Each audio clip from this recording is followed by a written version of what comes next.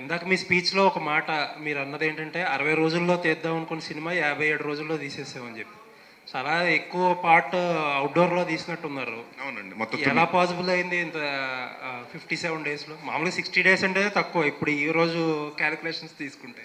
అంటే అదేనండి. It's planning అండి. కరెక్ట్‌గా మార్నింగ్ 7:30కి స్టార్ట్ అయిపోయేదండి. అండ్ ఎక్కువ మనకి ఎక్కడ టైం పడుతుందంటేనండి యాక్షన్ ఎపిసోడ్‌లో టైం పడుతుందండి. సో ముందే మాస్టరు, డైరెక్టర్ గారు కూర్చునండి ప్లస్ నైట్ ఎఫెక్ట్, జాతర, ఫైట్ అది యాక్చువల్ 6 డేస్ ప్లాన్ చేసామండి. సో దాన్ని అంటే ఖర్చు కూడా ఎక్కువ అవుతుంది. సో పర్ డే ఎంత ఖర్చు అవుతుందని మాకు ప్రొడ్యూసర్ చెప్పినప్పుడు సరేనండి 9-6 జనరల్‌గా 6-2 వేస్తామండి. సో మేము 6-6 చేసుకుని ఒక 6 డేస్ కంప్లీట్ చేయాల్సిన వర్క్ 3 డేస్ అలా తగ్గించడం అండి. అండ్ ఇక్కడ ఇట్స్ డెఫినెట్గా మా క్రెడిట్ ఏం కాదండి. అసలు యాక్టర్గా మేము రెడీగా ఉంటాం.